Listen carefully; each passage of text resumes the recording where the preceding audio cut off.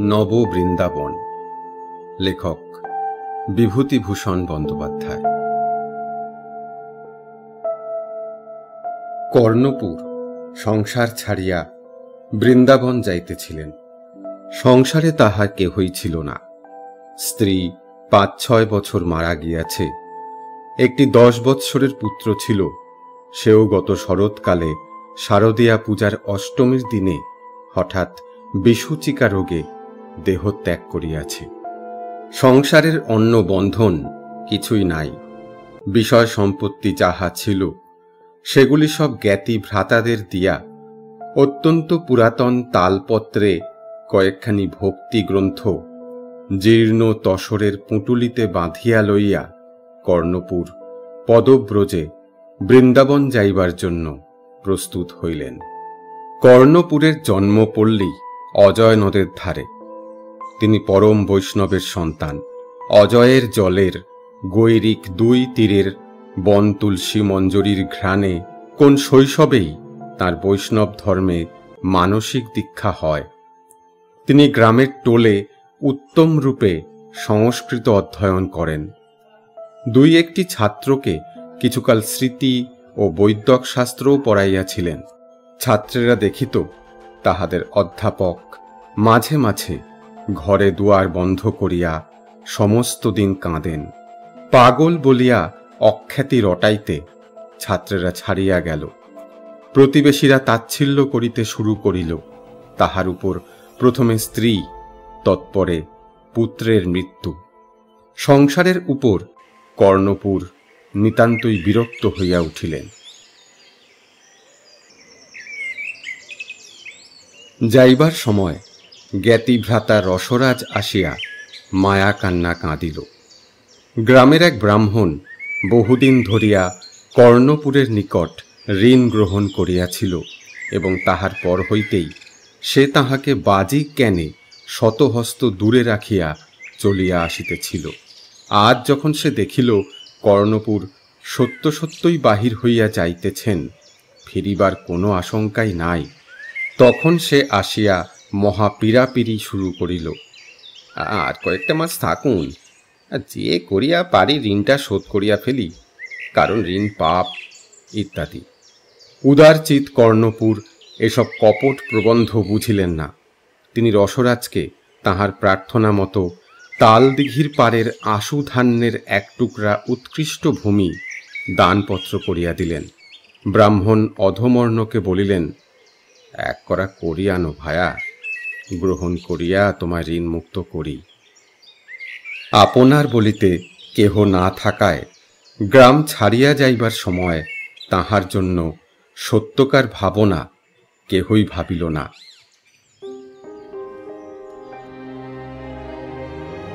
শৈশব স্মৃতির প্রথম দিনটি হইতে পরিচিত মাটির চণ্ডী মণ্ডপ, সহস্ত রোপিত কত ফল ফুলের গাছ, কত খেলাধুলার জন্মভিটার আঙিনা পিছনে ফেলিয়া চলিলেন।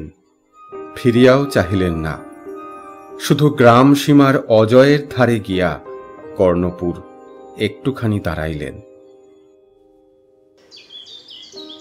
অজয়ের ধারে প্রাচীন শিরীষ গাছের তলে গ্রামের শ্মশান। কয়েক মাস পূর্বে তিনি মাতৃহীন বালক পুত্রটিকে এইখানে দাহ করিয়া গিয়াছেন। অজয় আর বাড়ে নাই, সুতরাং সে চিতার চিহ্ন এখনো একেবারে বিলীন হয় নাই। তার কচি মুখের অবোধ হাসিটুকু মনে পড়িয়া গেল। মৃত্যুর পূর্বে শ্বাসকষ্টে বড় যন্ত্রণা পাইয়াছিল। সে সময়কার তার আতঙ্কে আকুল অসহায় দৃষ্টি মনে পড়িল। কর্ণপুর অবাক হইয়া অজয়ের ওপারে দৃষ্টি নিবদ্ধ করিয়া অনেকক্ষণ দাঁড়াইয়া রহিলেন। ধুধু গৈরিক বালুরাশির শয্যায় জীর্ণ শীর্ণ নদ অবসন্ন দেহ প্রসারিত করিয়া দিয়াছে। উপরে এখানে ওখানে এক আধটা দিখারা মেঘ শিশু আকাশের কোন কোণ হইতে বাহির হইয়া তখনই আবার সুদূর অনন্তের পথে কোথায় মিলাইয়া যাইতেছে, কোথাও কোনো চিহ্ন রাখিয়া যাইতেছে না। খানিকক্ষণ দাঁড়াইয়া দাঁড়াইয়া দেখিয়া পুনরায় চলিতে আরম্ভ করিলেন। পৃষ্ঠে পুঁটুলিতে কয়েকখানি বস্ত্র, সামান্য কিছু তণ্ডুল ও অন্যান্য নিতান্ত প্রয়োজনীয় দ্রব্যাদি, দক্ষিণ হস্তে মাধবীলতার আঁকা বাঁকা একগাছি দৃঢ় যষ্ঠী, বাম হস্তে একটি পিতলের ঘটি মাত্র লইয়া অজয় পার হইয়া কর্ণপুর পশ্চিম মুখে যাত্রা করিলেন। জীবনে যাহা কিছু প্রিয়, যাহা কিছু পরিচিত ছিল, সবই এপারে রহিয়া গেল।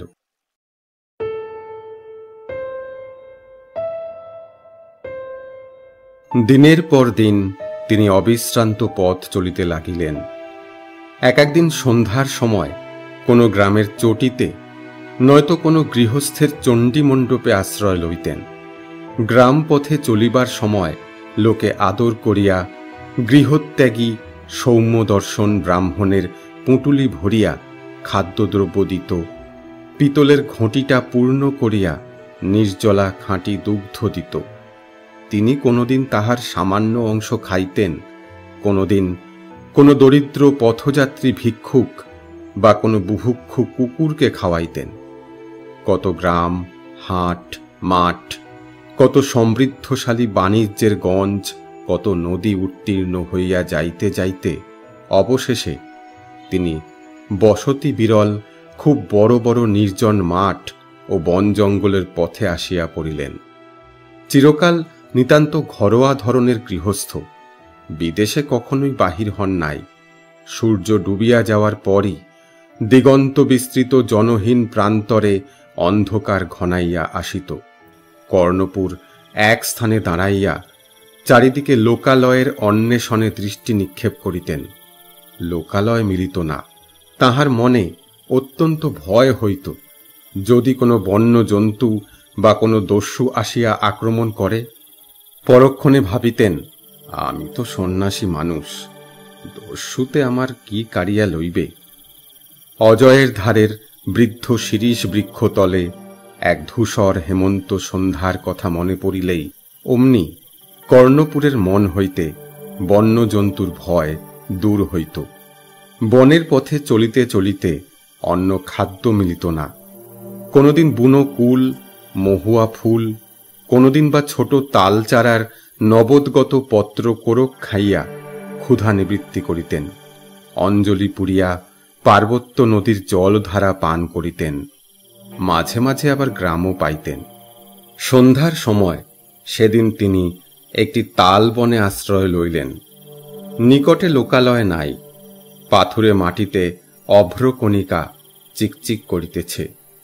একটু পরে তাল বনের পিছনে সূর্য ডুবিয়া গেল।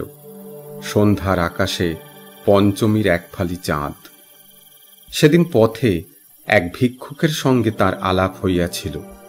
৩-৪ মাস পূর্বে জীবিকার চেষ্টায় বাড়ির বাহির হইয়া কিছু উপার্জন করিয়া সেদিন সে বাড়ি ফিরিতেছে। বাড়িতে তার ছোট ছোট 2টি মেয়ে ও একটি ছেলে আছে। তাদের মুখের দিকে চাহিয়া সে প্রবাসের কোনো কষ্টকেই কষ্ট বলিয়া মনে করে নাই। ছেঁড়া কাপড়ের পুঁটুলির মধ্যে রাঙা রাঙা পাথরের নুড়ি, নূতন ধরনের পাখির রঙিন পালক, নানা তুচ্ছ জিনিস সযত্নে বাঁধিয়া লইয়া চলিয়াছে বাড়িতে ছেলেমেয়েদের খেলনা করিতে। কর্ণপুরের মনে হইয়াছিল সেদিন, দূর মূর্খ সংসারাসক্ত জীব। আজ কিন্তু নিজের অজ্ঞাত সারে তাহার মনে জাগিল, ওই ভিক্ষুকটা তাহার চেয়ে সুখী। সে তো তবুও কতদিন পরে গৃহে ফিরিয়া চলিয়াছে, কিন্তু তাহার গৃহ কোথায়? পরক্ষণেই দুর্বলতাটুকু বুঝিয়া ফেলিয়া অপ্রতিভ হইয়া ভাবিলেন, ভগবান দয়া করিয়াই সংসারের ভার তাহার স্কন্ধ হইতে নামাইয়া লইয়াছেন। ভালোই তো, ইহাতে মন খারাপ করিবার কি আছে? তাহার পর বসিয়া বসিয়া তিনি তাহার প্রিয় একটি শ্লোক আবৃত্তি করিতে লাগিলেন। তালবনের মাথার পঞ্চমীর চাঁদের দিকে চাহিয়া বারবার গাঢ় স্বরে শ্লোকটি আবৃত্তি করিতে করিতে তাহার চক্ষু সজল হইয়া উঠিতেছিল। রাত্রির পাতলা জ্যোৎস্নায়, মাঠের নির্জনতায়, শ্লোকের পদলালিত্যে তাহার মনে কি একটা অব্যক্ত ব্যথা যেন ক্রমেই মাথাচাড়া দিয়া উঠিতে লাগিল। সেটাকে চাপা দিবার জন্য তিনি বসিয়া ইষ্টদেবতার চিন্তা করিতে লাগিলেন। ইষ্টদেবের মূর্তি কল্পনা করিতে গিয়া কর্ণপুরের মনে হইল ওই অনন্ত আকাশের মতো উদার প্রাণ, ওই জ্যোৎস্নার মতো অনাবিল, চারিধারের প্রান্তর বনের মতো শান্ত তাহার শ্রীকৃষ্ণ। এই শ্লোকের ললিত শব্দের মতো তার বাণী মধুর, শ্যামায়মান বনভূমির মতোই তার স্নিগ্ধ কান্তি। কিন্তু তাহার মুখটি কল্পনা করিতে গিয়া কেমন করিয়া কর্ণপুর বারবার তাহার মৃত পুত্রের মুখটি ভাবিতে লাগিলেন। তাহাকে দাহ করিবার সময় হইতে কর্ণপুর সে মুখটি কখনোই ভোলেন নাই। মনে কেমন আটিয়া ছিল, সেই মুখ ছাড়া অন্য কোনো মুখ তাহার ভালো লাগে না। নিজের কাছে সম্পূর্ণভাবে স্বীকার না করিতে চাহিলেও কর্ণপুরের মনের গোপন কোণে একথা জাগিতেছিল, ইষ্টদেব যদি তার পুত্রের রূপ ধরিয়া দেখা দেন তবে না সুখ, যদি কখনো দেখা পান তবে যেন পুত্রের সেই রূপেই পান। শেষ রাতের স্বপ্নে কর্ণপুর দেখিলেন জ্যোৎস্না দিয়া গড়া দেহ তাঁরই ছেলেটি আসিয়া কাছে দাঁড়াইয়াছে। তাঁর মৃত পুত্রের মুখটি খুব সুশ্রী ছিল, তবুও তাহার মুখের যেখানে যাহা কিছু ছোটখাটো খুঁত ছিল, সেই সুন্দর অতি প্রিয় খুঁতগুলি ঠিক সেইভাবেই আছে। বাম ভুরুর উপরে শান্ত শিষ্টতার জয় তিলকটি এখনো তো বিলীন হয় নাই। সেই রকম পাগলের হাসি আস্তে আস্তে সে তার কানের কাছে মুখ লইয়া গিয়া চুপি চুপি ডাক দিল, বাবা বাবা।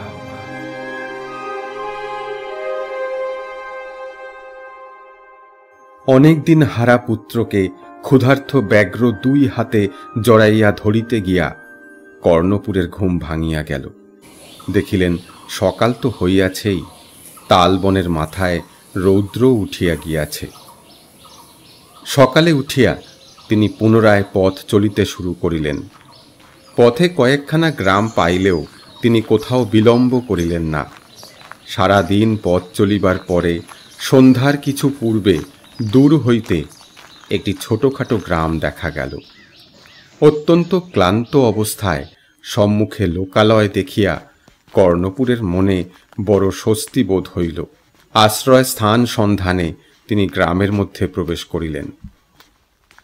গ্রাম্য প্রান্তের প্রথম দুই চারিখানা বাড়ি ছাড়াইয়া গ্রামের ভিতর অল্প দূর অগ্রসর হইতে হইতেই গ্রামের দৃশ্য যেন কর্ণপুরের কাছে কেমন কেমন ঠেকিল। কোনো গৃহস্থ বাড়িতেই কোনো সারা শব্দ নাই, কোনো বাড়ি হইতেই রন্ধনের ধুম উঠিতেছে না, পথে পথিকের যাতায়াত নাই, জনপ্রাণী কোনো দিকে চোখে পড়ে না। অধিকাংশ গৃহস্থ বাটির বাহির দরজা খোলা। খোলা দরজা দিয়া চাহিলে বাটির ভিতর একখানা কাপড় পর্যন্ত দেখা যায় না। কিন্তু আশ্চর্য বোধ হইলেও সারা দিনের পথশ্রমে কর্ণপুর এত ক্লান্ত হইয়াছিলেন যে অতশত ভাবিবার, বুঝিবার বা ব্যাপার কি অনুসন্ধান করিবার অবস্থা তাহার ছিল না। তিনি সম্মুখে এক গৃহস্থ বাটির বাহিরের ঘরে গিয়া উঠিলেন ও মোট পুটুলি নামাইয়া বিশ্রামে প্রবৃত্ত হইলেন। দণ্ড দুই কাটিয়া গেল, অথচ বাড়ির ভিতর হইতে কোনো মনুষ্য কণ্ঠধ্বনি তাহার কর্ণে আসিল না। সম্মুখের পথ দিয়া এই দুই দণ্ডের মধ্যে মানুষ তো দূরের কথা, একটি গৃহপালিত পশুকে পর্যন্ত যাইতে দেখিলেন না। ততক্ষণে তিনি অনেকটা সুস্থ হইয়া উঠিয়াছেন। ভাবিলেন এই বাড়িটার মধ্যেই ঢুকিয়া দেখা যাউক লোকজনেরা কি করিতেছে। বাড়ির মধ্যে পায়ে পায়ে ঢুকিয়া যাহা তাহার চোখে পড়িল তাহাতে তিনি শিহরিয়া উঠিলেন। দেখিলেন ঘরের মধ্যে তিনটি মৃতদেহ পাশাপাশি পড়িয়া আছে। মৃত্যু অনেকক্ষণ পূর্বে ঘটিয়াছে বলিয়া মনে হয়। পাশের একটি ক্ষুদ্র কক্ষে গিয়া দেখিলেন গৃহতলে একটি স্ত্রীলোকের মৃতদেহ শয্যার উপর পড়িয়া আছে। মৃতদেহের পাশে একটি অনিন্দ সুন্দর গৌরবর্ণ শিশু খলবল করিয়া শয্যার পাশে বেড়াইতেছে ও ঘরের আড়া হইতে ঝুলিয়া পড়া একগাছি মাকড়সার জালের অগ্রভাগে দোদুল্যমান একটি মাকড়সার দিকে হাত বাড়াইয়া ধরিতে যাইতেছে এবং আপন মনে হাসিতেছে। ভাবগতিকে কর্ণপুর অনুমান করিলেন কোন ভীষণ মহামারীর আবির্ভাবে 2-1 দিনের মধ্যেই গ্রাম জনশূন্য হইয়া গিয়াছে। ঘরে ঘরে মৃতদেহ রাশি হইয়া আছে। সৎকারের মানুষ নাই, দেখিবার মানুষ নাই। হয়তো যাহারা বাঁচিয়া ছিল তাহারা গ্রাম ছাড়িয়া প্রাণ লইয়া পলাইয়া গিয়াছে। কর্ণপুরকে দেখিয়া শিশু একগাল হাসিয়া হাত বাড়াইল। তাহার মা যে খুব বেশিক্ষণ মারা যায় নাই, ইহা 2টি বিষয়ে তাহার অনুমান হইল। প্রথমত, এই ক্ষুদ্র শিশুটি ক্ষুদ পিপাসাক্রান্ত হইয়া পড়িলে এতক্ষণ এরূপ হাসিত না। কিছুক্ষণ পূর্বে তাহার মা জীবিতাবস্থায় তাহাকে স্তন্যপান করাইয়াছে। দ্বিতীয়ত, মৃতদেহের এতটুকু বিকৃতি হয় নাই। শিশুর মা যেন এইমাত্র ঘুমাইয়া পড়িয়াছে। আসন্ন মৃত্যু ও ঘনীভূত বিপদের সম্মুখে পড়িয়াও অবোধ শিশুর এই নিশ্চিন্ত হাসি ও ক্রীড়া দেখিয়া কর্ণপুরের মনে হইল বাল্যকালের অজয়ের তীরের বনে তিনি এক প্রকার পতঙ্গকে লক্ষ্য করিতেন।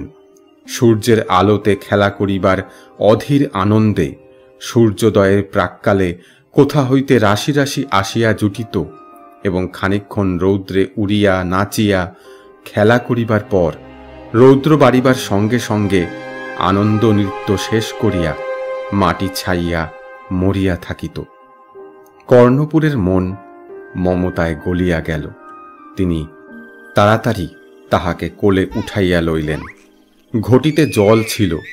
বাহিরের ঘরে আসিয়া গণ্ডুস করিয়া শিশুর মুখে ধরিতে পিপাসার তাড়নায় সে আগ্রহের সহিত উপরি উপরি বহু গণ্ডুস জল খাইয়া ফেলিল। তৎপরে তিনি শিশুর মাতার মুখে শুষ্ক তৃণ জ্বালাইয়া অগ্নি প্রদান করিলেন। মস্তকের কাছে কর রাখিয়া বিষ্ণু মন্ত্র জপ করিলেন।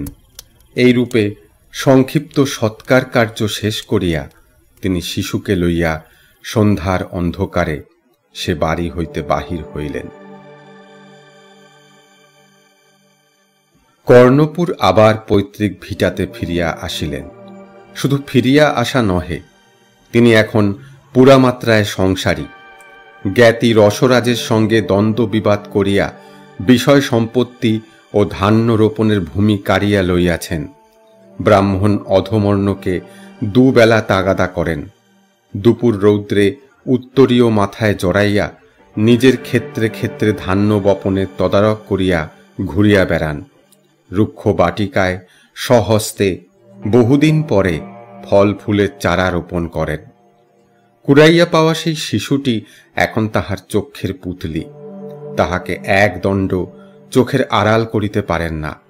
সমস্ত সকালটি সেই বহির্বাটিতে বসিয়া শিশুকে পথের লোকজন, গুরু, শিবিকা যাত্রী, নববিবাহিত দম্পতি এই সব দেখাইয়া তাহাকে আমোদ দেন। লোকে আঙুল দিয়া দেখাইয়া বলে, হ্যাঁ, কর্ণপুরের কাণ্ড দেখো, তীর্থের পথ হইতে এক বন্ধন জুটাইয়া আনিয়াছে। ঋত সম্পত্তি রসরাজ পাড়ায় পাড়ায় বলিয়া বেড়ায়, মর্কট বৈরাগের প্রকৃতি সম্বন্ধে চৈতন্য মহাপ্রভু যে উক্তি করিয়াছেন তাহা কি আর মিথ্যা হইবার? ওই হাতের কাছে দেখিয়া লও প্রমাণ। শুভাকাঙ্ক্ষী বন্ধু লোকে কর্ণপুরের পুনরাগমনে আনন্দ প্রকাশ করেন। কর্ণপুর এসব কথা শুনিয়াও শোনেন না। শিশু আজকাল ভাঙা ভাঙা কথা বলিতে শিখিয়াছে। তাহার মুখে আধো আধো বুলি শুনিয়া তিনি 12 বৎসর পূর্বের অন্তর্হিত আনন্দ আবার ফিরিয়া পান। তারও আগের কথা মনে হয়, যখন তাহার নববিবাহিতা পত্নী প্রথম ঘর করিতে আসিয়াছিল। পিতামাতা বর্তমানে প্রথম যৌবনের সেই সুখের দিনগুলো কত প্রভাতের বিহঙ্গ কাকলির সঙ্গে কত পরিশ্রম ক্লান্ত মধ্যাহ্নে প্রিয়ার হাতের অন্ন ব্যঞ্জনের সুঘ্রাণের সঙ্গে অবসন্ন গ্রীষ্মদিনের শেষে উঠানের পুষ্প ভারনত বাতাবি লেবু গাছটির সঙ্গে পুরাতন দিনের কত হাসি আনন্দের স্মৃতি জড়ানো আছে। তারপরে তাহার পুত্রের জন্মোৎসব, স্বামী স্ত্রীতে মিলিয়া কোলের শিশুকে কেন্দ্র করিয়া কত সুখস্বর্গ গড়িয়া তোলা। আবার মনে হয় জীবনটাকে 20 বছর পিছু হটাইয়া দিয়া কে যেন পূর্ব অভিজ্ঞতার পুনরাবৃত্তি করাইতেছে। শিশুকে সামলাইয়া রাখা দায়। অনবরত হামাগুড়ি দিয়া দাওয়ার ধারে আসিতেছে, হঠাৎ একবার অত্যন্ত ধারে আসিয়া হাত পিছলাইয়া মুখ থুবড়াইয়া নিচে পড়িয়া যাইতে বসিয়াছিল। তাড়াতাড়ি আসিয়া কর্ণপুর ধরিয়া ফেলিলেন। কি একটা বিপদ ঘটিবার অজানা ভয়ে পতনোন্মুখ শিশুর অবোধ চক্ষু দুটি ডাগর হইয়া উঠিয়াছে। এ নিজের ভালোও বুঝে না। এই ভাবনায় তাহার মন এই ক্ষুদ্র পাগলের দিকে অত্যন্ত আকৃষ্ট হয়। বন্ধন এইরূপ করিয়াই জড়ায়। ক্রমে ক্রমে কয়েক বৎসর হইয়া গেল। শিশু এক্ষণে 7-8 বৎসরের বালক। তাহার দুষ্টামির জ্বালায় কর্ণপুর দিনে রাত্রে এক দণ্ড শান্তি পান না। এখানকার দ্রব্য ওখানে লইয়া গিয়া ফেলে, কখন কি করিয়া বসে, নিষিদ্ধ কার্য করিতেই তাহার আগ্রহ সর্বাপেক্ষা বেশি। বর্ষার দিনে কর্ণপুর তাহাকে ঘরের মধ্যে বসাইয়া পড়ান। পড়িতে পড়িতে সে ছুটি লইয়া অল্পক্ষণের জন্য বাহিরে যায়। অনেকক্ষণ আসে না দেখিয়া কর্ণপুর দাওয়ায় আসিয়া দেখেন বালক অবিশ্রান্ত বর্ষণের মধ্যে উঠানের এ প্রান্ত হইতে ও প্রান্তে মহা খুশির সহিত নাচিয়া বেড়াইতেছে। কর্ণপুর তিরস্কারের সুরে বলেন, জি বাবা নীলু, দুষ্টুমি করো না, উঠে এসো। আদর করিয়া বালকের নাম রাখিয়াছেন নীলমণি। বালক বর্ষণ ধৌত সুন্দর মুখখানি উঁচু করিয়া হাসি মুখে দাওয়ায় উঠিয়া আসে। শাসন করিতে কর্ণপুরের মন সরে না। মনে ভাবেন, কোথায় ছিল এর পাত্তা? সে সন্ধ্যাবেলা যদি উঠিয়ে না আনতাম, মুখে জলের গণ্ডূষ না দিতাম, তবে। মমতায় তাহার মন আর্দ্র হইয়া পড়ে। মুখে তিরস্কার করিতে করিতে বালকের সিক্ত কেশ মুছাইয়া শুষ্ক বস্ত্র পরাইয়া পুনরায় পড়াইতে বসেন। আবার অন্যমনস্ক হইলে কোন ফাঁকে সে বাহির হয়। কর্ণপুর পুঁথি হইতে মুখ তুলিয়া বাহিরে গিয়া দেখেন সে 2 হাত জোর করিয়া উঁচু করিয়া খড়ের চাল হইতে পতনোন্মুখ 1 বিন্দু জল ধরিবার জন্য ঠাঁয় দাঁড়াইয়া আছে। হাত ধরিয়া আবার তাহাকে ঘরের মধ্যে টানিয়া আনেন। বালক উত্তম রূপে বুঝে বাবা তাহাকে কখনো মারিবেন না। নিজ পুত্রের শোক কর্ণপুর ইহাকে পাইয়া ভুলিয়াছেন। কেবল এক দিন নির্জন দ্বীপ প্রহরে তাহার মুখের হাসি দুরাগত করুণ সঙ্গীতের মতো মনে আসে। মনের ইতিহাসে এই বালকের সে অগ্রজ। রৌদ্র ভরা দ্বীপ্রহরে সেই আসিয়া তাহার দাবি জানায়। কর্ণপুর উঠিয়া গিয়া নিদ্রিত বালকের চুলগুলির মধ্যে আঙুল চালাইয়া দেন, মুখের দিকে চাহিয়া থাকেন। শীঘ্রই কিন্তু বালককে লইয়া তাহার বড় বিপদ হইল।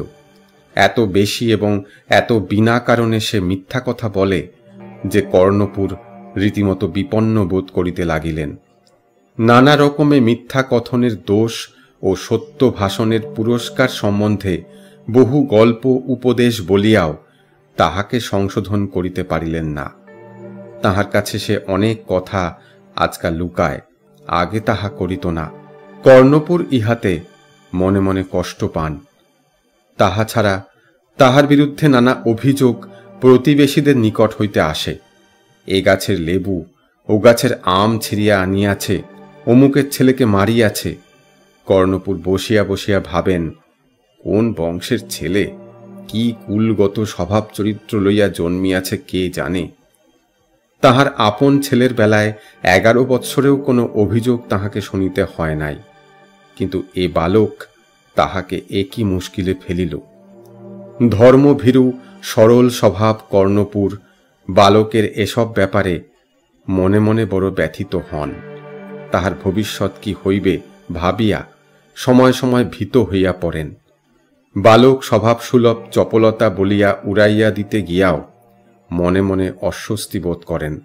ভাবেন, উঠন তো মূল পত্তনেই চেনা যায়, কোন বংশের ছেলে ঘরে আসিল, কি জানি গতিক কি দাঁড়াইবে। অন্য সময় বসিয়া বসিয়া ভাবেন, তাহার অবর্তমানে বালকের ভরণ পোষণের কি হইবে। যদি মানুষ করিয়া দিয়াও মারা যান, তাহা হইলেও একটা এমন ব্যবস্থা করিয়া যাইতে চাহেন যাহাতে তাহার ভবিষ্যতে সাংসারিক কষ্ট না ঘটে। কোন জমির কি ব্যবস্থা করিবেন, কুশিত ব্যবসায় করিলে কিরূপ উপার্জন হইতে পারে ইত্যাদি চিন্তায় কর্ণপুর ব্যস্ত থাকেন। এক এক সময় হঠাৎ যেন আত্মবিস্তৃতি ঘটিয়া যায়। বিষয় চিন্তা।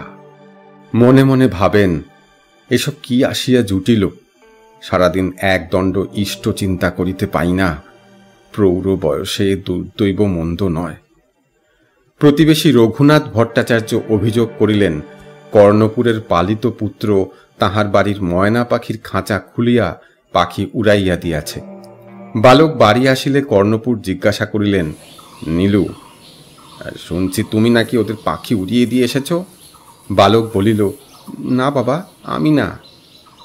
একে অপরাধ লঘু নহে, তাহার উপর তাহার মনে হইল এ মিথ্যা কথা বলিতেছে। কর্ণপুরের ধৈর্যচ্যুতি হইল, তাহাকে খুব প্রহার করিলেন। তাহার বাবা তাহাকে মারিবেন বালক ইহা ভাবে নাই, কারণ বাবার হাতে কখনো সে মার খায় নাই। তাহার চোখের সে বিস্ময় ও ভয়ের দৃষ্টি উপেক্ষা করিয়া কর্ণপুর তাহাকে হাত ধরিয়া দরজার কাছে লইয়া গিয়া বলিলেন, যাও, বাড়ি থেকে বেরো, দূর হও। মিথ্যা কথা যে বলে তার স্থান নেই আমার বাড়ি। বালকের ভরসাহারা দৃষ্টি তাহাকে তীক্ষ্ণ তীরের মতো বিঁধিল, কিন্তু তিনি দৃঢ় হস্তে দরজা বন্ধ করিয়া দিলেন। অর্ধদণ্ড পরে তাহার মন চঞ্চল হইয়া উঠিল। তিনি বহির্দ্বার খুলিয়া দেখিলেন, সেখানে বালক নাই। তাহার নাম ধরিয়া ডাকিলেন, নীলু, নীলু, কিন্তু উত্তর পাইলেন না। বাড়ির এদিক ওদিক খুঁজিলেন, কোথাও দেখিতে পাইলেন না। নিকটবর্তী প্রতিবেশীদের বাড়ি খুঁজিলেন, কেহ তাহাকে দেখে নাই। কর্ণপুর অত্যন্ত উদ্বিগ্ন হইলেন। সন্ধ্যাকাল, বেশি দূর কোথায় গেল? তিনি নিজের হাতে রন্ধন করিতেন। বালক ভর্ৎসনা সহ্য করিয়াছে, তাহার জন্য দুই একটা সে যাহা খাইতে ভালোবাসে এমন ব্যঞ্জন করিবার কল্পনা করিতেছিলেন। আজ রাত্রে মিষ্ট কথায় কি কি উপদেশ দিবেন তাহা ভাবিয়া রাখিয়াছিলেন। বালককে না পাইয়া তাহার প্রাণ উড়িয়া গেল। তন্ন তন্ন করিয়া পাড়ার সব বাড়ি খুঁজিলেন, কেহ সন্ধান দিতে পারে না। রঘুনাথ ভট্টাচার্যের পুত্র শিবানন্দ তাহার কাছে বৈদ্যক শাস্ত্র অধ্যয়ন করিত। সে তাহাকে বলিল, তিনি রন্ধন করুন, সে আরেকবার ভালো করিয়া সকল স্থান খুঁজিতেছে। ইতিমধ্যে যদি বাড়ি ফিরিয়া থাকে দেখিবার জন্য বাড়ি ফিরিয়া আসিলেন, কিন্তু কোথায়, সে বাড়ি আসে নাই। কি করিবেন চিন্তা করিতেছেন, এমন সময় শুনিলেন উঠানের পার্শ্বের গোশালার মধ্যে শিবানন্দ বারবার বালকের নাম ধরিয়া ডাকিতেছে, এই নীলু, নীলু, নীলু। তাড়াতাড়ি গিয়া দেখেন গোশালায় রক্ষিত তৃণরাশির উপর বালক কখন ঘুমাইয়া পড়িয়াছিল। শিবানন্দের ডাকাডাকিতে নিদ্রাজড়িত চোখে উঠিয়া ব্যাপার কি ঘুমের ঘোরে হঠাৎ না বুঝিতে পারিয়া অর্থহীন দৃষ্টিতে চারিদিকে চাহিতেছে। কর্ণপুর তাহাকে হাত ধরিয়া উঠাইয়া আনিলেন, পরে খাওয়াইয়া বিছানায় শোয়াইয়া দিলেন। অভিমানে বালক তাহার সহিত অনেকক্ষণ কথা কহিল না। বহু আদরের কথা বলিয়া ও কাটোয়ার ফেনি বাতাসা কিনিয়া দিবেন অঙ্গীকার করিয়া কর্ণপুর তাহাকে প্রসন্ন করিলেন। সেদিন রাত্রে কর্ণপুর মনে মনে ভাবিলেন, কাল হইতে ইহাকে একটু একটু ভক্তিগ্রন্থ পাঠ করিয়া শোনায়, তাহা হইলে ক্রমে ক্রমে এ স্বভাবটা শোধরাইয়া যাইবে। পরদিন হইতে তিনি তাহাকে অবসর মতো নানা ভক্তিগ্রন্থ পাঠ করিয়া শোনাইতে আরম্ভ করিলেন। নরোত্তম ঠাকুরের প্রার্থনা মুখস্থ করাইয়া দিলেন। প্রতি সকালে উঠিয়া বালককে তাহার সম্মুখে আবৃত্তি করিতে হয়। ভাগবত হইতে শ্রীকৃষ্ণের বাল্যলীলা পড়িয়া শোনান। সন্ধ্যার সময় বসিয়া বালককে ডাকিয়া বলেন, ঠান্ডা হয়ে বসো, একটা গল্প করি। পরে মাধবেন্দ্রপুরী উপাখ্যান বর্ণনা করেন।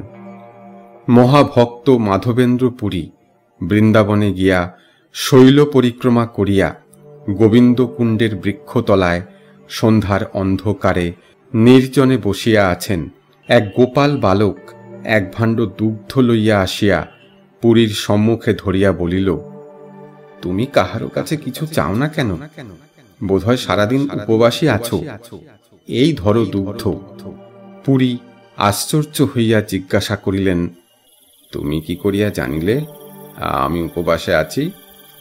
বালক মৃদু হাসিয়া বলিল, গ্রামের মেয়েরা জল লইতে আসিয়া তোমাকে দেখিয়া গিয়াছে। এখানে কেহ উপবাসী থাকে না, তাহারাই এই দুগ্ধ ভাণ্ড দিয়া আমাকে পাঠাইয়া দিয়াছে। ভাণ্ড রহিল, গরু দুহিয়া আসিয়া লইয়া যাইব। বালক চলিয়া গেল, কিন্তু ভাণ্ড লইতে আর ফিরিল না।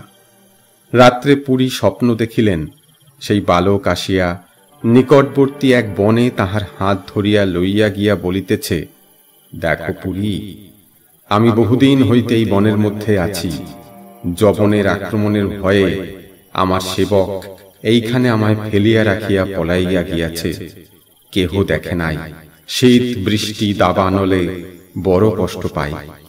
তুমি আমার একটা ব্যবস্থা করো। অনেক দিন হইতে তোমার পথ চাহিয়া বসিয়া আছি, মাধব আসিয়া কবে আমার সেবা করিবে? মাধবপুরী মঠ স্থাপন করিয়া সেখানে শ্রী গোপাল বিগ্রহ স্থাপন করিলেন।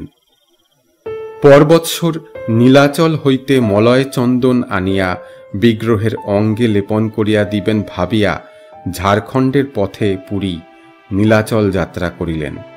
যাইতে যাইতে রেমুনাতে আসিয়া রাত্রিবাসের জন্য তথাকার গোপীনাথ বিগ্রহের মন্দিরে আশ্রয় লইলেন। তখন রাত্রি অনেক হইয়া গিয়াছে, ঠাকুরের ভোগের সময় উপস্থিত। কথায় কথায় পুরী মন্দিরের পূজারীকে জিজ্ঞাসা করিলেন, গোপীনাথের ভোগের কি ব্যবস্থা আছে? পূজারী বলিল, গোপীনাথের ভোগের জন্য অমৃত কেলি নামক ক্ষীর 12 মুখপাত্র ভরিয়া সন্ধ্যার পর দেওয়া হয়। অমৃত সমান তাহার আস্বাদ। গোপীনাথের ক্ষীর বলিয়া তাহা প্রসিদ্ধ, অন্য কোথাও তাহা পাওয়া যায় না। কথা বলিতে বলিতে ভোগের শঙ্খ ঘণ্টা বাজিয়া উঠিল। পুরী মনে মনে ভাবিলেন, অযাচিতভাবে কিছু ক্ষীর প্রসাদ পাওয়া যায় না? তাহা হইলে কিরূপ আস্বাদ জানিয়া ঐরূপ ভোগ বৃন্দাবনের মঠে শ্রী গোপাল বিগ্রহের জন্য ব্যবস্থা করি। ভাবিতেই পুরীর মনে লজ্জা হইল। শ্রী বিষ্ণুর স্মরণ করিয়া তিনি তথা হইতে বাহির হইয়া গ্রামের হাটে আসিয়া বসিলেন। অযাচিত বৃত্তি, পুরী বিরক্ত উদাস। অযাচিত পাইলে খান, নহে উপবাস। রাত্রে গোপীনাথের পূজারী স্বপ্ন পান। গোপীনাথ স্বয়ং তাহাকে বলিতেছেন, দেখো, এই গ্রামের হাটে এক সন্ন্যাসী বসিয়া আছে, তার নাম মাধবপুরী। তাহার জন্য এক খণ্ড ভোগের ক্ষীর ধরার আঁচলে ঢাকা রাখিয়া দিয়াছি। আমার মায়ায় তোমরা তাহা টের পাও নাই। সে সারাদিন কিছু খায় নাই। শীঘ্র মন্দিরের দ্বার খুলিয়া লইয়া গিয়া তাহাকে দিয়া এসো। পূজারী তখনই আসিয়া দ্বার খুলিয়া দেখিল, সত্যই বিগ্রহের ধরার অঞ্চলে এক পাত্র ক্ষীর চাপা আছে বটে। কে এমন মহাভাগ্যবান পুরুষ যাহার জন্য স্বয়ং ঠাকুর ক্ষীর চুরি করিয়াছেন? ক্ষীর পাত্র লইয়া পূজারী গ্রামের হাটে আসিয়া তাহাকে খোঁজ করিয়া বাহির করিলেন। মাধবপুরী একা অন্ধকার হাট চালাতে বসিয়া বসিয়া নাম জপ করিতেছিলেন। পূজারী তাহার হাতে ক্ষীর পাত্র তুলিয়া দিয়া পায়ের ধুলা লইয়া বলিল, ত্রিভুবনে তোমার সমান ভাগ্যবান পুরুষ নাই, পায়ের ধুলা দাও, উদ্ধার হইয়া যাই। তোমার জন্য স্বয়ং গোপীনাথ ক্ষীর চুরি করিয়াছেন। বালক এক মনে শান্তভাবে শোনে। বারবার সে তাহাকে প্রশ্ন করে, বাবা, কৃষ্ণ কোথায় থাকেন? বৃন্দাবনে? প্রতিদিন এক প্রশ্নে বিরক্ত হইয়া কর্ণপুর বলেন, হ্যাঁ হ্যাঁ থাকেন। ইহার পর হইতেই সে সুর ধরে, বৃন্দাবন কোথায় বাবা? আমি বৃন্দাবনে যাব। কর্ণপুর ভাবিলেন, ইহার কিছুই হইতেছে না দেখিতেছি, আমার পরিশ্রম সবই পণ্ড হইতেছে। এ কিছুই বোঝে না, শুধু বাজে দুষ্টামির দিকে ঝোঁক। বারবার তাগাদায় বালক কর্ণপুরকে বিরক্ত করিয়া তুলিল। কিছুদিন পরে দূর গ্রামে তাহার এক ধান্যক্ষেত্রের কার্য ধরাইবার জন্য কর্ণপুরের সেখানে যাওয়ার প্রয়োজন হইল। পূর্ব হইতেই ঠিক করিয়াছিলেন, বালক যেরূপ দুষ্ট হইয়া উঠিয়াছে তাহাকে সঙ্গে লইয়া গিয়া চোখে চোখে রাখাই ভালো। এক কাজে দুই কাজ হইবে। কর্ণপুর বলিলেন, চলো নীলু, আমরা বৃন্দাবনে যাই। উৎসাহে বালকের রাত্রে নিদ্রা বন্ধের উপক্রম হইল। প্রতি রাত্রে সে জিজ্ঞাসা করে, যাইবার আর কয়দিন বাকি? গন্তব্যস্থানে পৌঁছিতে সন্ধ্যা হইয়া গেল। সেদিন রাত্রে শুইয়া সে কর্ণপুরকে বিরক্ত করিয়া তুলিল, আমি কৃষ্ণকে দেখতে যাব বাবা। কৃষ্ণ কোথায় গরু চরান বাবা? কাল সকালে উঠে যাব। পরদিন স্বীয় ধান্যক্ষেত্রে যাইবার সময় কর্ণপুর তাহাকে সঙ্গে করিয়া লইয়া গেলেন ও ক্ষেত্র হইতে কিছু দূরে পথের ধারে বসাইয়া রাখিয়া বলিলেন, এখানে চুপ করে বসে থাকো, কৃষ্ণ এই পথে যাবেন, উঠে এদিক ওদিক গেলে কিন্তু আর দেখতে পাবে না, চুপ করে বসে থাকো। সন্ধ্যার কিছু পূর্বে ক্ষেত্রের কার্য শেষ করিয়া কর্ণপুর বালককে লইতে আসিলেন। তাহাকে দেখিয়া সে মহা উৎসাহে বলিল, দেখেছি বাবা, এই মাত্র কৃষ্ণ গরুর পাল চড়িয়ে নিয়ে ফিরে গেলেন, তুমি এতক্ষণ কোথায় ছিলে? তুমি দেখতে পেলে না। কর্ণপুর বুঝিলেন নির্বোধ বালক গ্রামের রাখাল দিগকে গরুর পাল লইয়া ফিরিতে দেখিয়াছে। বলিলেন, চলো বাড়ি চলো, ও আমি অনেক দেখেছি, তুমি দেখেছ তো? তাহলেই ভালো। তার পরদিন হইতে বালক প্রায়ই বাবার সঙ্গে মাঠে যায় ও পথের ধারে নির্দিষ্ট স্থানটিতে বসিয়া থাকে। রোজই বাপকে অনুযোগ করে, কেন বাবা এখানে সন্ধ্যার সময় থাকো না? কেন দেখো না? কোনো দিন বলে, কাল আমার দিকে চেয়ে কৃষ্ণ বললেন, আয় না গরু চড়াবি। আমি তোমায় না জিজ্ঞাসা করে যেতে পারিনি, যাব বাবা কাল। প্রতিদিন এক কথা শুনিয়া কর্ণপুরের মনে খটকা লাগিল। বালক যেভাবে কথাগুলো বলে তাহাতে মিথ্যা কথা বলিতেছে বলিয়াও মনে হয় না। ব্যাপারটা কি? একদিন বালককে বলিলেন, এবার সে সময় যেন তাহাকে সে ক্ষেত্র হইতে ডাকিয়া লয়, তিনিও দেখিবেন। সন্ধ্যার পূর্বে বালক ছুটিয়া আসিয়া উত্তেজিত কণ্ঠে বলিল, শিগগির এসো বাবা, শিগগির, কৃষ্ণ আসছেন। কর্ণপুর বালকের পাছু পাছু পথের ধারে গিয়া দাঁড়াইলেন। কোথাও কেহ নাই, মাঠের ধারে নির্জন পথ। কিন্তু বালক দুই হাত তুলিয়া মহা উৎসাহে বলিল, ওই দেখো বাবা, গরুর দল, ওই যে, ওই দেখো আসছেন। কর্ণপুর বলিলেন, কই কই? কোনো কিছুই তাহার চোখে পড়িল না। বালক বলিল, এইবার দেখেছ তো বাবা? দেখেছ কত গরু? ওই দেখো কৃষ্ণ কেমন পোশাক পরে। কর্ণপুর বিস্মিত হইলেন। বালকের দিকে চাহিয়া দেখিলেন সে কৌতূহলপূর্ণ দৃষ্টিতে উত্তেজিতভাবে জনশূন্য পথের দিকে চাহিয়া আছে। ভাবিলেন, ইহা মস্তিষ্ক বিকৃতির লক্ষণ নয় তো? হঠাৎ কিন্তু সেই নির্জন পথে কর্ণপুরের কানে গেল, সত্য সত্যই যেন একদল গরুর সম্মিলিত পদশব্দ হইতেছে, যেন অদৃশ্য একদল গরু কে তাড়াইয়া লইয়া যাইতেছে এবং সঙ্গে সঙ্গে একটা অদৃশ্য বাঁশির তান তাহার সম্মুখের পথ দিয়া একটানা বাজিয়া চলিয়াছে। খুব মৃদু বটে, কিন্তু বেশ স্পষ্ট। অপূর্ব মধুর তান। জীবনে সেরূপ কখনো তিনি শোনেন নাই। কর্ণপুরের সর্বশরীর শিহরিয়া রোমাঞ্চিত হইয়া উঠিল। বাঁশির সুর একটানা বাজিতে বাজিতে দূর হইতে দূরে চলিয়া যাইতে লাগিল। ক্রমে দূরে, আরও দূরে গিয়া আমশিমুলের বনের প্রান্তে মিলাইয়া গেল। বালক বলিল, দেখলে বাবা, আমি বুঝি মিথ্যা কথা বলি? কর্ণপুর চিত্রার্পিতের ন্যায় দাঁড়াইয়া রহিলেন।